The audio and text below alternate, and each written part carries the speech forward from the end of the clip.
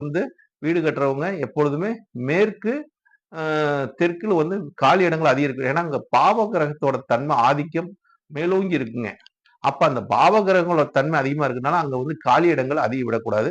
அங்க வந்து கட்டடத்தை பலமாக போட வேண்டும். ஸ்ட்ராங்கா போட வேணும். அப்படின்னு அங்க ஏனாதானம்லாம் போட்றக்கூடாது. ஒரு பில்லர், குழியெல்லாம் பறிச்சா கூட நம்ம வந்து ரொம்ப பலமா போடணும். அஸ்திவாரம் ஸ்ட்ராங்கா போடணும்னு வச்சுக்கங்க, மேற்கு திசைலாம். அதே மாரி வடக்கு, கிழக்குலாம் பார்த்தீங்கன்னு வச்சுக்கங்களேன், அங்கெல்லாம் வந்து சுபகிரகத்தோட தன்மை இருக்குன்னு வச்சுக்கங்களேன். அப்ப சுபகிரக தன்மைங்க அங்கெல்லாம் காலி இடங்கள விடலாம். வீட்டுக்குள்ளேயே காலி இடங்கள் வடக்கிலும், கிழக்கிலும் விடுவது ஒரு சிறப்பை தரும். இதுதான் வாஸ்து சாஸ்திரமும் சொல்லுது, மனையடி சாஸ்திரமும் சொல்லுது, இந்த நவக்கோள்களும் சொல்லுது, பஞ்சபூத தத்துவங்களும் சொல்லுது.